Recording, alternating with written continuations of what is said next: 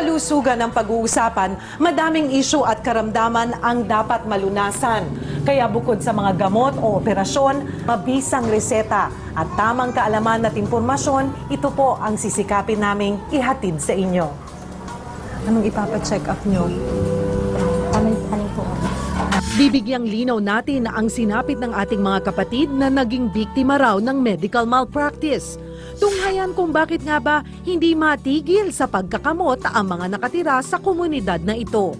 Alamin kung paano nga ba masasagip ang pamilyang ito mula sa problema ng malnutrisyon. Samahan niyo po kami sa aming misyon na maging tagapagbantay ng kalusugan at tagapaglingkod ng mga nangangailangan. Magandang hapon mga kapatid, ako po si Cheryl Cosim. Alagang kapatid, ang lunas na alay namin.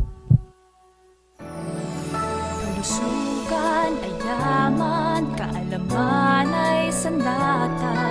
Bantay ang iyong kapakanan, tagapaglingkod ng nangangailangan. Inspirasyon, pag-asa, buhay na malaya, buhay na kaisaya. Ang lunas na alay namin, alagang kapatid.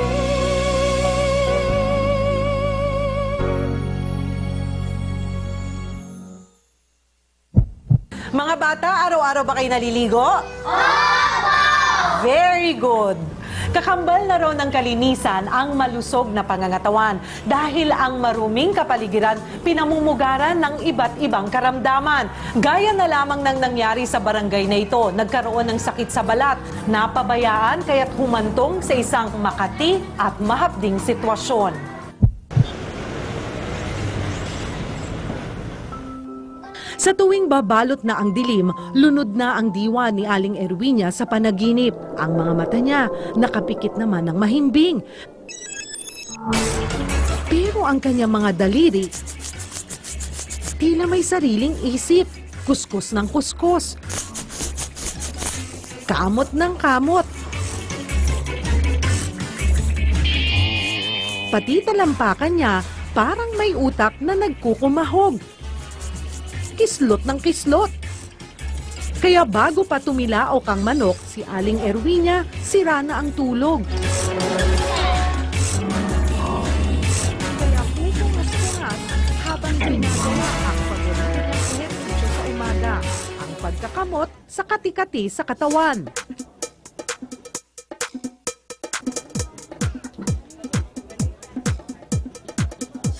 Ang kapitbahay naman nitong si Aling Laura, ito ang paboritong ehersisyo, sa dingding kumakayod.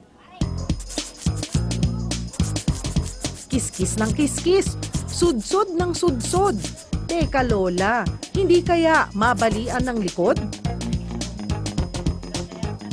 Pero ang estilo naman ng kapitbahay nitong si Elaine, ang sagot, hinihingi sa langit.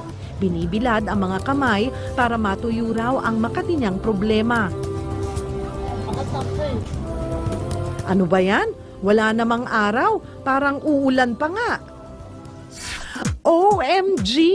Ang nag-iisang kalbaryo nila, galis na nakakairita. Sa block ko, karaniwan na naglalabasan ngayon sa mga sakit, yung tinatawag na mga galis na kati-kati. Ano po? Buong barangay? May galis? Siguro hawa-hawa na rin yun sa mga kapitbahay, kaya hindi namin kung anong dapat igagamot sa ganyan na sakit. Ang simpleng sakit sa balat, mistulang epidemya na raw sa lugar nila. Mas maawa ka sa mga batang maliliit na meron na ganyan. Hindi lang sa part ng katawan, ultimo ulo, meron. Ang block leader na si Mary Jane, ikinakamot sa ulo ang problemang ito. Problema ka talaga sa sakit ng ulo sa mga ganyan. Aray ko, kaya naman pala, di maiwasang tawagin ang inyong lugar na Barangay Galis. Ang daing ni Mary Jane idinulog sa aming programa, kaya't hindi na kami nag-aksaya pa ng panahon. Agad naming sinuri kung ano nga ba ang sitwasyon sa lugar. Black Six, kung saan yung katulad na itong isa kong kapitbahay, nagtitinda ng ulam na meron din siyang kati-kati. Katulad ho dito, itong bahay na to, meron ho siyang anak na meron hong galis. Sa bungad pa lang, ang galis ng mga bata parang galit na galit na. Nangangapit bahay, katulad yan. Pag ang mga bata, nangangapit bahay sila na meron yung galis, hindi maiwasan talaga yung sabing hawa-hawa.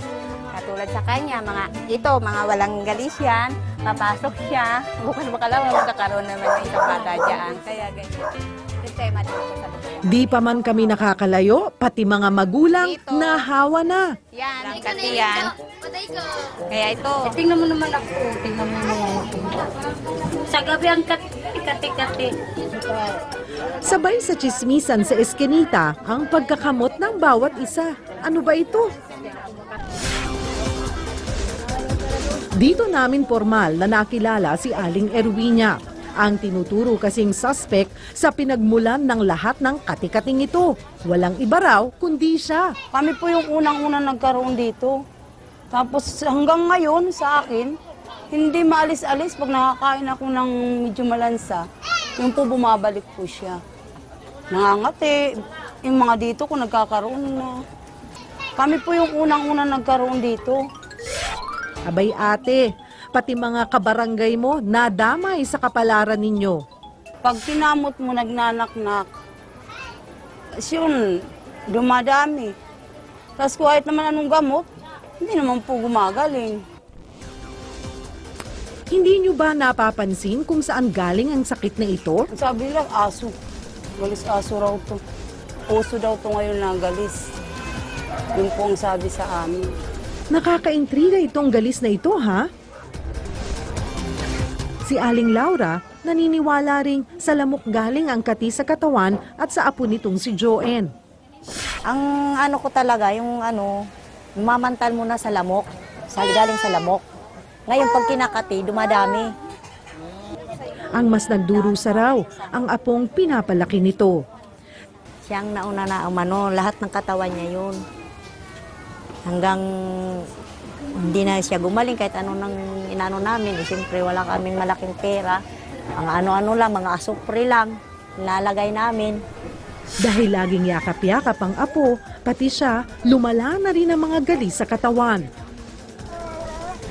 Laking dusa rin ng kapitbahay na si Elaine, pati 2 anak at 2 kapatid kasi niya ang ginagalis. Una pa nag-umpisa po sa paa. Tapos paakyat po sila hanggang namatay sa ulo. Minsan nakikita namin sa mga gilid-gilid ng mga daliri. Kahit nga po nagkaroon din eh.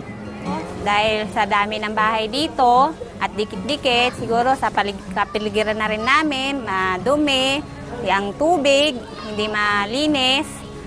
Yun ang isang dahilan siguro ang naano ko sa namin, sa lugar na yan, sa sakit na yan na dumadapo. Kaya naman pala, maraming tambak na basura at sa masikip na eskenita, nagkukumpulan pa ang mga bata. Dito lahat nagkikita-kita.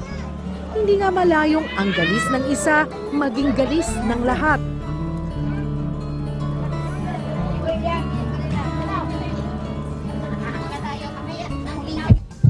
Ano nga ba ang solusyon sa makating sitwasyon na ito? Ang kapatid.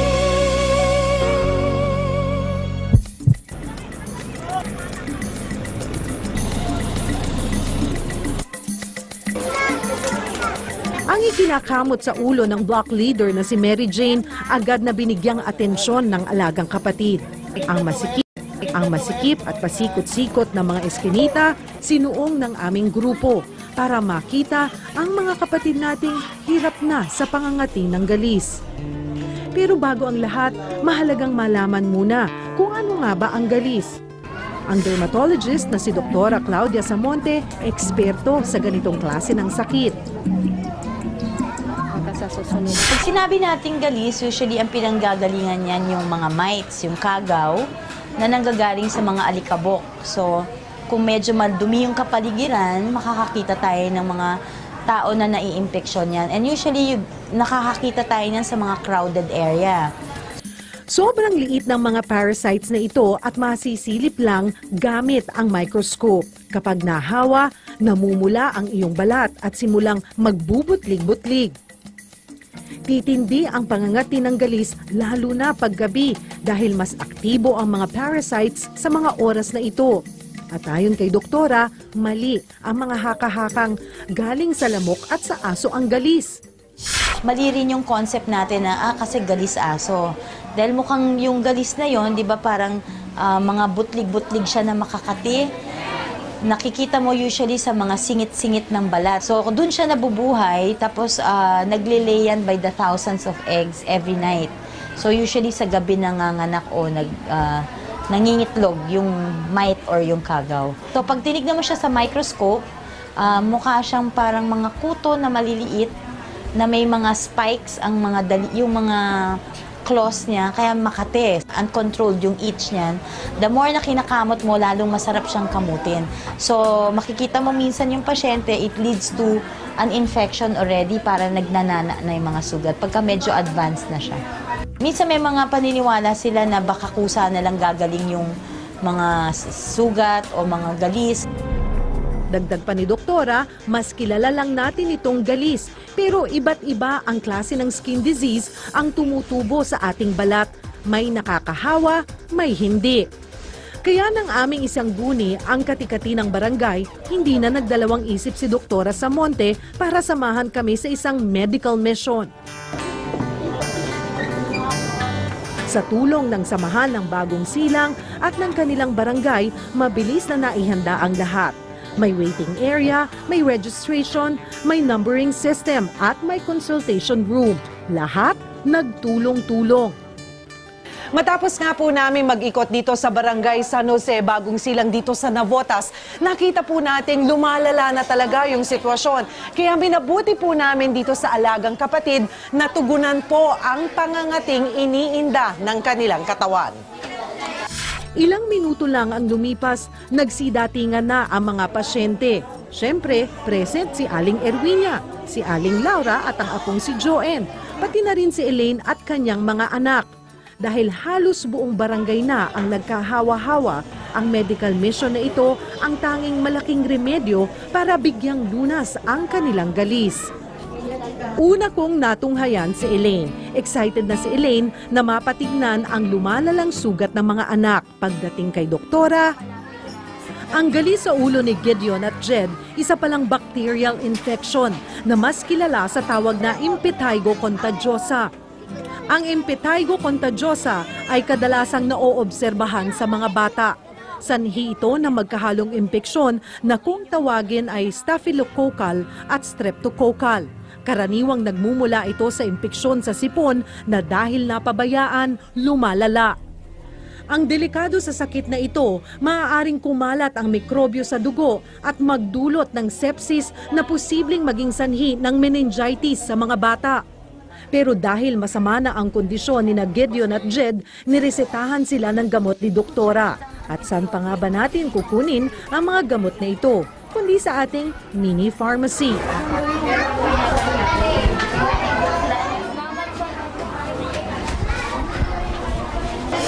Sunod ko namang sinamahan si Aling Laura at ang isang taong gulang na si Joanne para magpatingin. Oh, how? Don't cry.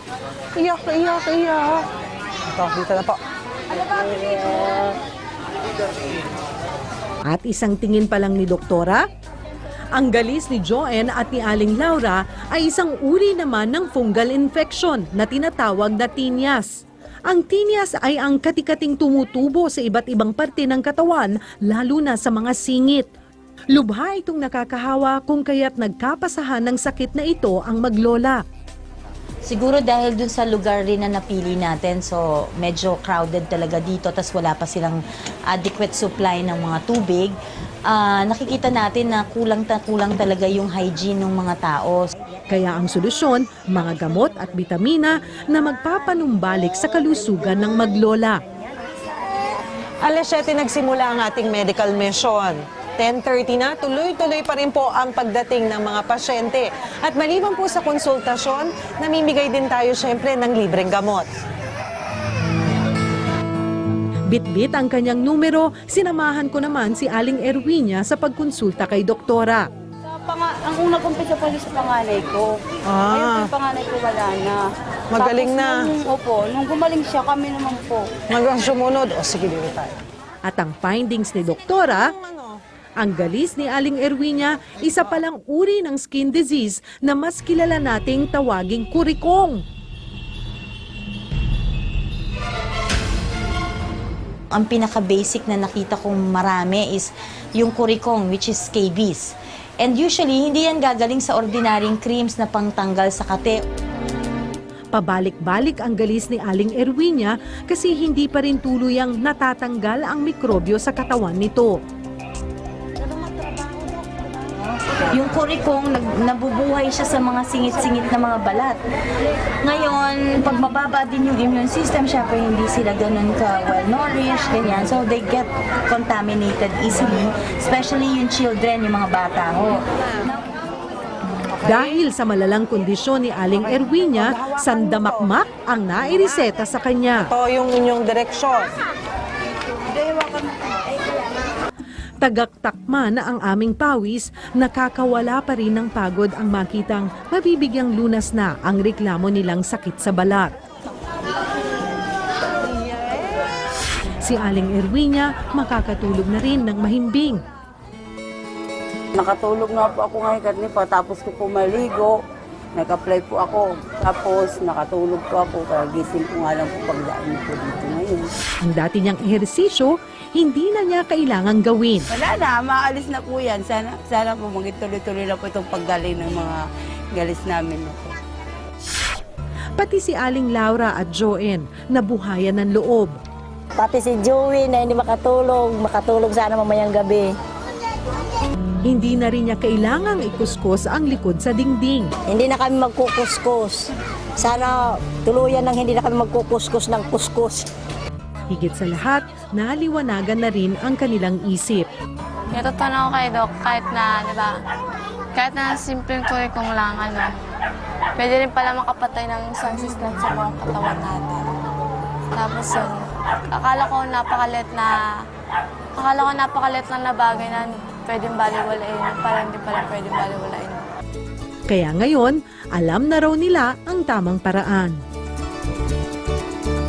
Maglinis na po ako sa aming paligid at yung mga anak ko raw po bago matulog, linisan para maiwasan yung pangangati sa katawan. Yung isang malaking problema ko kung paano ko malutasan yung pagka-malnourished niya, kung paano ko masuportahan.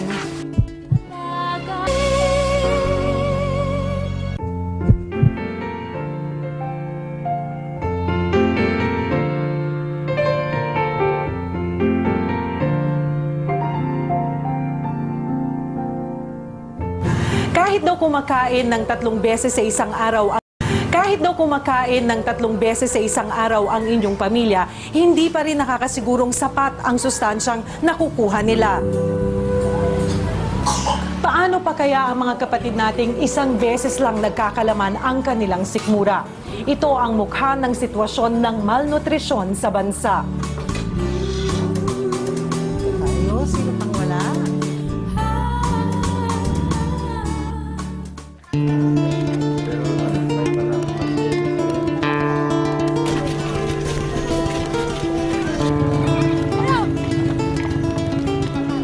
Salamin ng matinding kahirapan ang Baseco Compound sa Tondo, Maynila.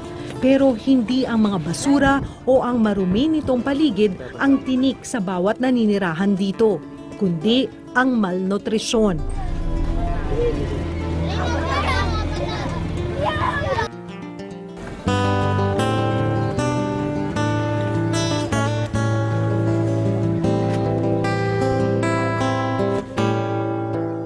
Umaga nang inabutan namin si Melody, ang ilaw ng tahanan ng pamilya Arellano, isang tasang kape ang hinahanda niyang agahan. Pampainit daw ito ng malalamig nilang mga sikmura at pangulam na rin ng buong pamilya. Ang hinahangat ko lang po, tuwing gigising kami pag umaga, may kakainin kami, may ganyan, para hangat ko lang po, mabusog lang po kami, gano'n. Ganito halos araw-araw tinatawid ng pamilya Arellano ang kalam ng kanilang sikmura. Kaunting kanin lang daw kasi busog na ang buong mag-anak. Kaya't hindi na nakapagtatakang ang 2 sa 4 na anak ni Jose at Melody na sina AJ at Riza, pawang, mga malnourished, mga payat, ngunit malalaki ang tiyan. Isang malaking problema ko kung paano ko malutasan yung pagka-malnourished niya, kung paano ko masuportahan.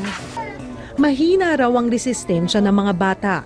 Kahit minsan kasi di pa sila nakatikim man lang ng anumang bitamina.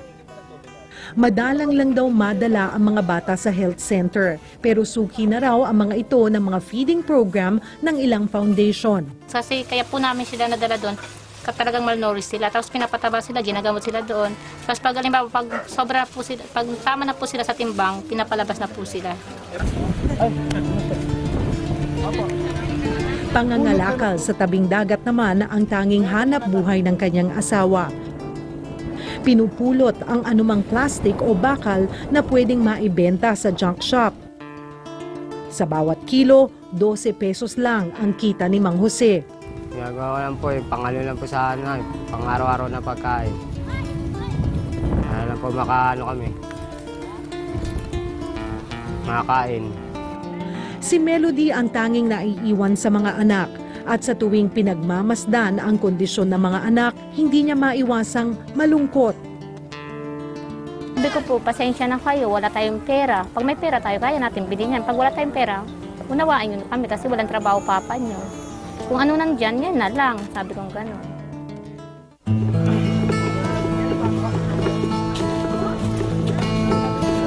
Personal ko ring binisita ang pamilya Arellano. Nay, papasok ha. So, puntahan natin ang Arellano family dito sa Combaseco compound at inabutan natin silang nanananghalian.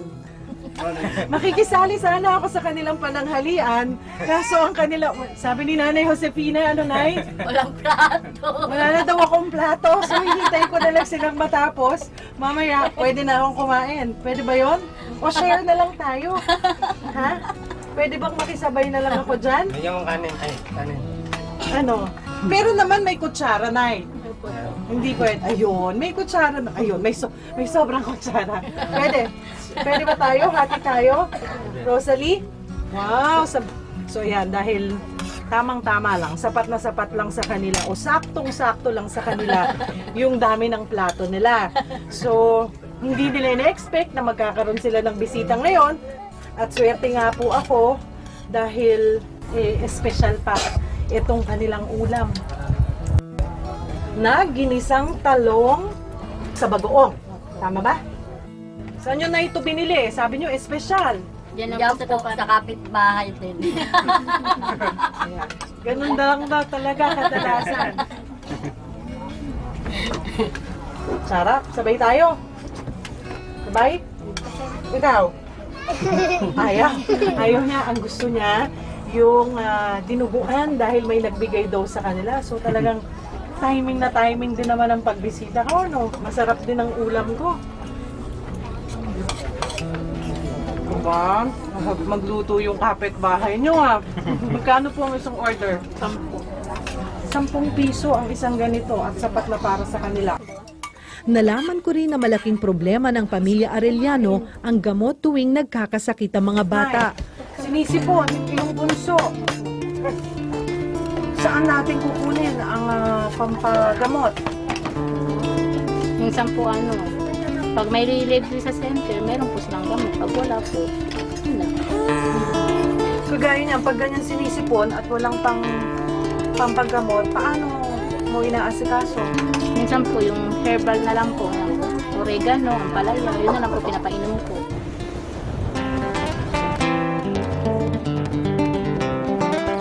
Matapos makapananghalian, isinama ako ni Melody sa tabing dagat. Papaliguan daw niya ang 2 pa niyang anak na sina Rochelle at CJ. Ligo na! Pero sa dagat ng basurang ito raw, maglilinis ng katawan ng mga bata. Pang swimming pool. Ano? Tapos na yon? Ha? Tapos na maligo? Anong pakiramdam? Presko? Ikaw? Patingin nga. Ayun, wala na.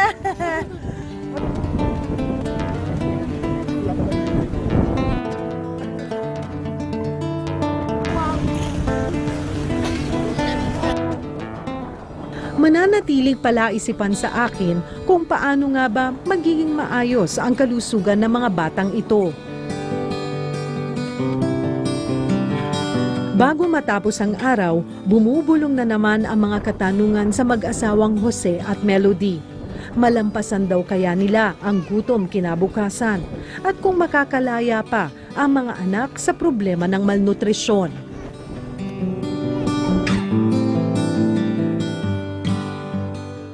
Alamin kung paano nga ba mababantayan ni na Jose at Melody ang nutrisyon ng kanilang mga anak.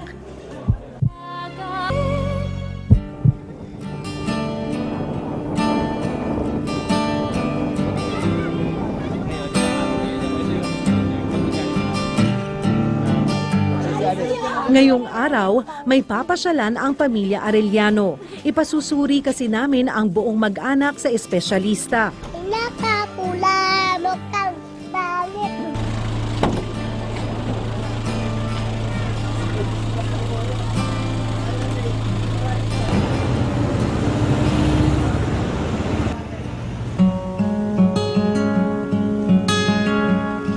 Narito po ako ngayon sa Manila Doctors Hospital at hinihintay po natin ang Arellano family para sa kanilang kumpletong health check-up. Hello. Kamusta? Ay, Lola. Sexy. Hello. How are you? Asa na si Kuya? Alika na po. Pa-check up na natin yung inyong kalusugan. So, una muna natin patitignan, syempre, yung mga bata. Okay? Tapos, pero hindi natin pababayaan kayong mga adults. Kung tutuusin, bihira lang daw talaga ang pagkakataon na makapunta sila sa ospital para kumonsulta.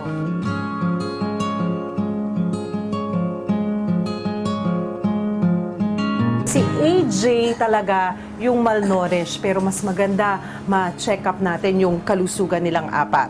At narito po tayo sa clinic ni Dr. Cynthia Wico. Hi, Doc! Hi, Ayan, nako, Cynthia Wico. Hi, Doc! Hi, Ayan, nako. Doc, ang bit-bit ko, halika, huwag kayong matakot.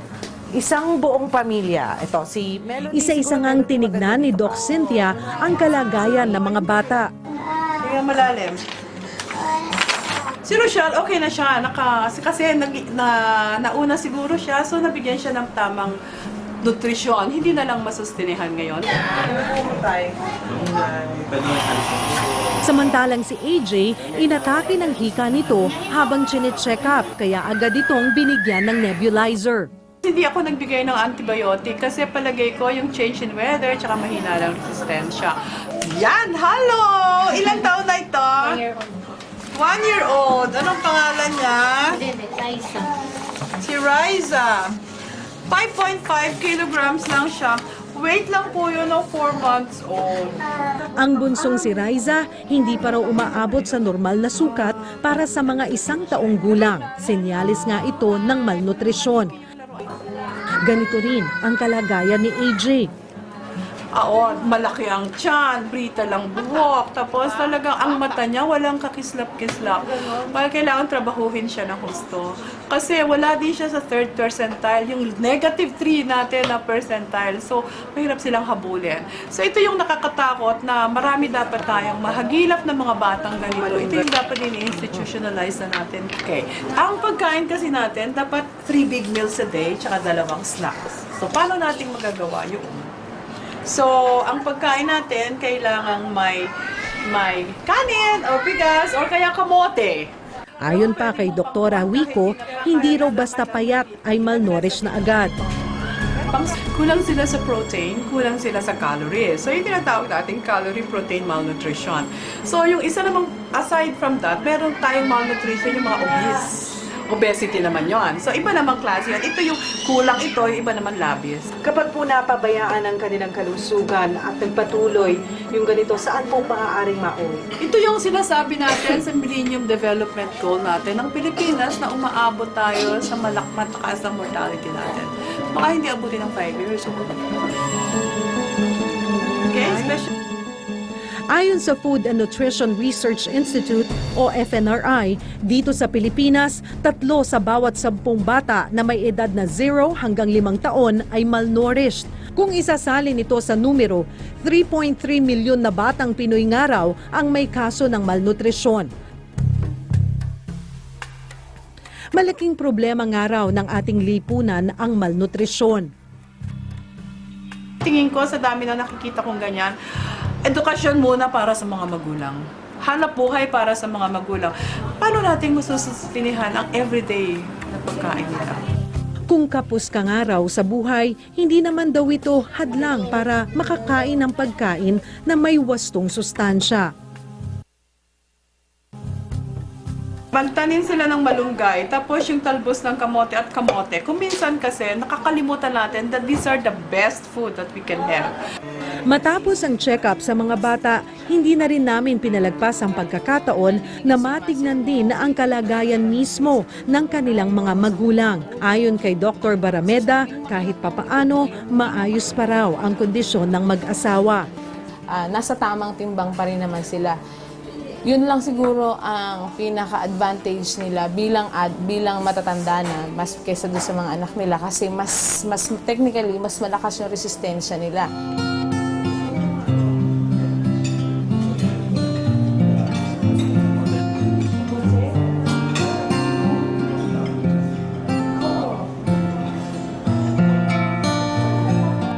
Nung narinig mo na sinabi ni Dr. Wico na lalo na yung dalawang bunso mo, na posibleng hindi na sila umabot ng 5 years old. Ano yung naramdaman mo?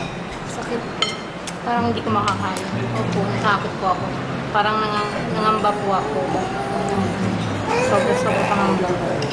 Mga kapatid, hindi po dito natatapos ang pagbabantay natin sa kalusugan ng pamilya Arellano. Patuloy po namin silang tututukan hanggang maisaayos ang kanilang kalusugan.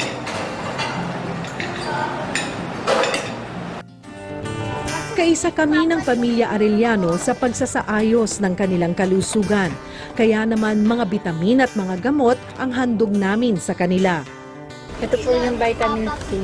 Kumbaga po, kahit papano, maano na po yung kalusugan ng anak ko. Parang magkaroon na po siya ng konting lakas. Pag nakainom po siya nitong vitamin C na po na to. Para sa panong kontra niya sa sipon, ubo. Pero ang higit na mahalaga ngayon, hindi lamang sikmura nila ang mabubusog. Maging ang kanilang isip, puno na ng kaalaman upang labanan ang malnutrisyon.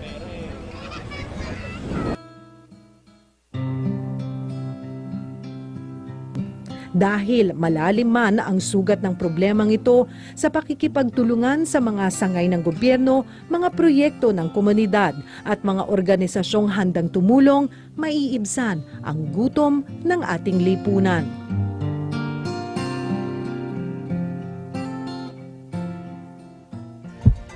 Alamin ang proteksyon laban sa mga kaso ng kapabayaan ng mga manggagamot.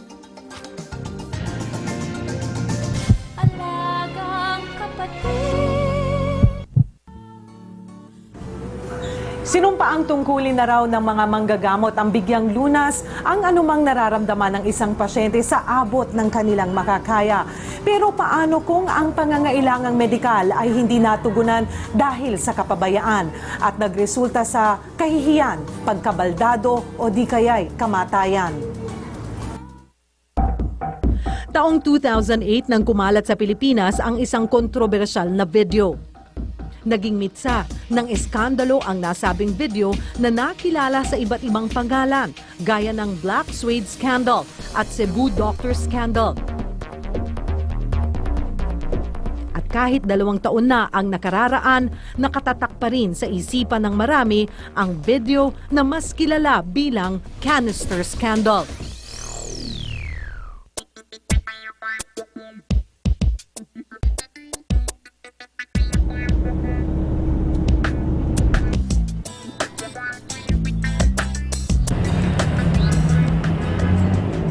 canister scandal ay video ng isang lalaking pasyente habang sumasailalim sa operasyon sa Vicente Soto Memorial Medical Center sa Cebu. Pero imbes na seryoso ang medical team, ginawa di umano nilang katatawanan ang kaso. Sa video, maririnig ang hiyawan ng mga doktor at nurse habang tinatanggal ang isang canister ng body spray na naiwan sa puwet ng pasyente. Base sa salaysay mismo ng pasyente, ipinasok daw ito ng kanyang boyfriend habang sila ay nagtatalik. Walang kaalam-alam ang pasyente na habang tulog siya dahil sa anesthesia, pinagpipiestahan na pala siya di umano ng mga medical staff ng nasabing ospital. At nang matanggal ang canister, nakuha pa nila itong paglaruan. Nalaman na lang niya ang tungkol sa video 2 buwan matapos ang operasyon. Kumalat na pala ito hindi lang sa Cebu, kundi sa buong Pilipinas.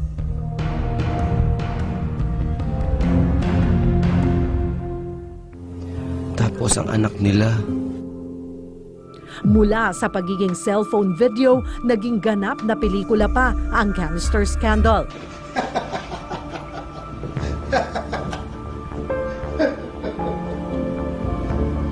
Isang direktor ang nakaisip na sakyan ang kontrobersya sa pamamagitan ng paggawa ng pelikula tungkol dito.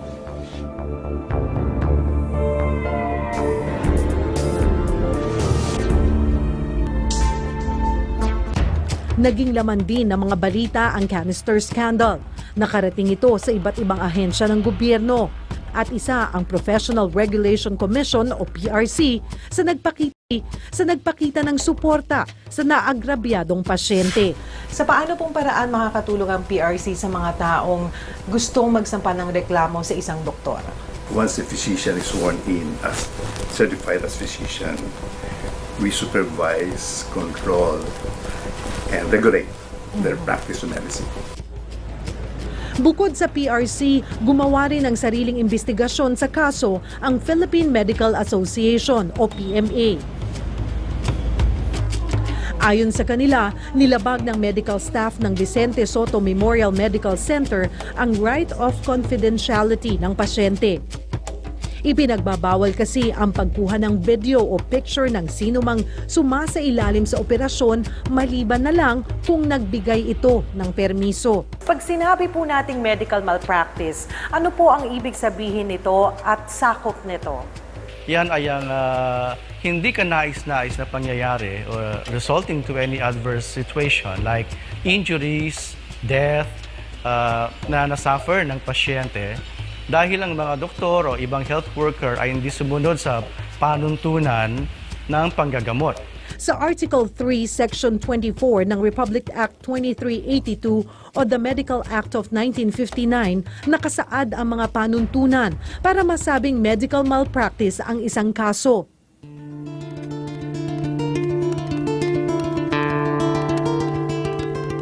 Noong nakaraang buwan lang, tumulak kami patungong Cebu para kumustahin ang taong nasa sentro ng kontrobersyal na video, si Jan Jan, hindi niya tunay na pangalan.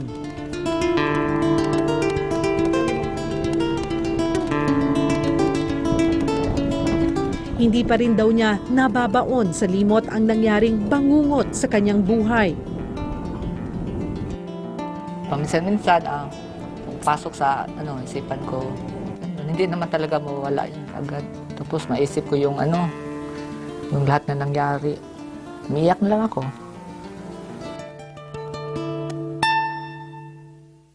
Nagsampa ng reklamo si Jan Jan laban sa 12 medical staff ng Vicente Soto Memorial Medical Center na sangkot sa kaso.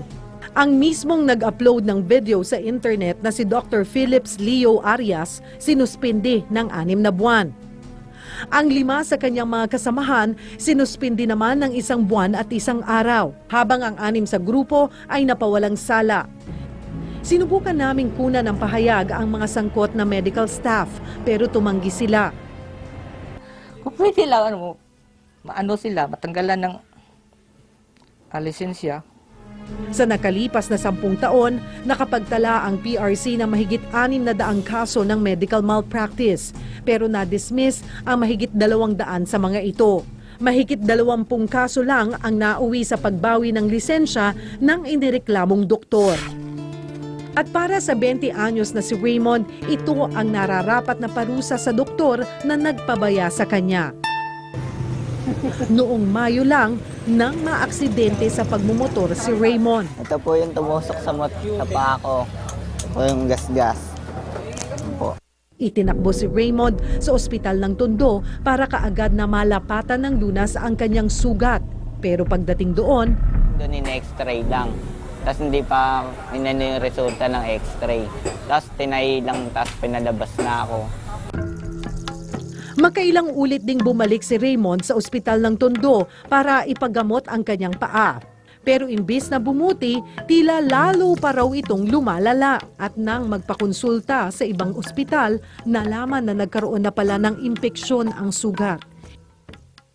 Mali daw yung ginawa ng doktor, imbis na magamot, napabayaan pa nila. Kaya pinutol na lang, puputulin na lang. Mahirap para kay Raymond na tanggapin na dahil sa kapabayaan ng isang doktor kung bakit naputulan siya ng paa. Sinubukan naming kunan ng pahayag ang ospital ng Tondo pero tumanggi silang humarap sa amin. Gusto ko lang mawala sa pagka-doktor yung gumawa sa akin. Sa kagaya ni Raymond na nagnanais magsampa ng reklamo laban sa isang doktor, maaaring magtungo sa legal department ng PRC. Kakailanganin ang ilang dokumento gaya ng medical records at salaysay ng pangyayari. Sa PRC rin lumapit si Jarwin Mendoza para humingi ng hustisya sa sinapit ng kanyang mag-ina. Ngayong Setyembre sana ang first wedding anniversary ni Jarwin at ng asawa niyang si Bernadette. At kung naging maayos sana ang panganganak ng kanyang misis, may 6 na buwang sanggol pa silang kasama sa pagdiriwang. March 2010, nang ipasok si Bernadette sa St. Paul Hospital sa Bulacan para sa kanyang panganganak. Pero wala roon ang kanyang doktor. Tinawag namin kay Doktora Peralta. Sabi, starting labor ng araw yun. Mahiga muna siya. Tapos bukas na siya i-confine hapon kasi umaga raw, magliliwaliw pa siya. Yung sabi namin, talaga masakit na yung tiyan niya. Yung skin test, tapos may sinaksak sa parang dextrose. Yun, after na yung sinaksak, sabi ng asawa ko, inantok ako, tapos bigla siya nakakatulog na. Diskumpiyado si Jarwin kung tama bang tinurukan ng pampatulog si Bernadette gayong kailangan ng mailuwal kaagad ang sanggol. Hindi niya akalaing lalabas ito na wala ng buhay. Base sa otopsiya, amniotic fluid embolism ang ikinamatay ni Bernadette. Dahil hindi raw nailabas ang sanggol sa tamang oras, kumalat sa blood vessels ni Bernadette ang amniotic fluid na dapat sanay nasa loob lang ng amniotic sac kung saan nabubuo at lumalaki ang sanggol. Maging ang sanggol sa kanyang sinapupunan, namatay din. Kung siya dumating, hindi mangyayari yung gano'n. Pinabayaan niya. Mas importante pa yung mga bagay na kanyang dinaluhan kaysa sa anak ko. Nakapagsampa na ng demanda si Jarwin sa PRC. Nakapagpasa na rin ng counter affidavit ang inireklamong si Dr. Ana Peralta. Base sa kanyang salaysay, iminungkahi daw niyang biyakin ang tiyan ni Bernadette para maisalba ang bata. Pero tumutol daw si Jarwin.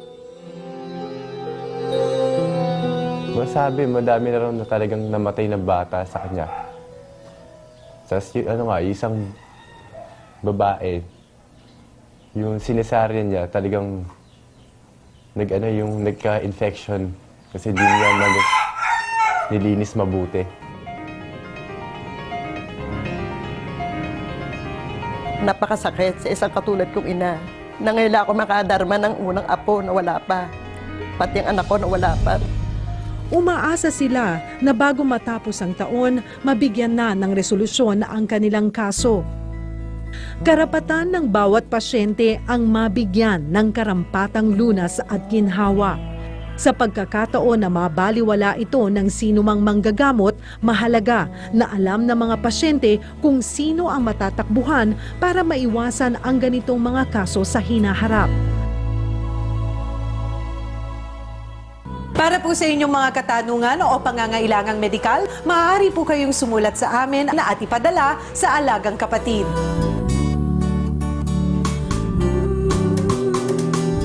Naway nakapag-iwan po kami sa inyo ng sapat na impormasyon at inspirasyon upang masikapin po nating mapangalagaan ang ating pangangatawan dahil ang kalusugan ay yaman ng ating buhay. Hanggang sa susunod po na Sabado, muli ako po ang inyong kapatid Cheryl Cosim, magbibigay sa inyo ng Alagang Kapatid. Tagapaglingkod ng nangangailangan.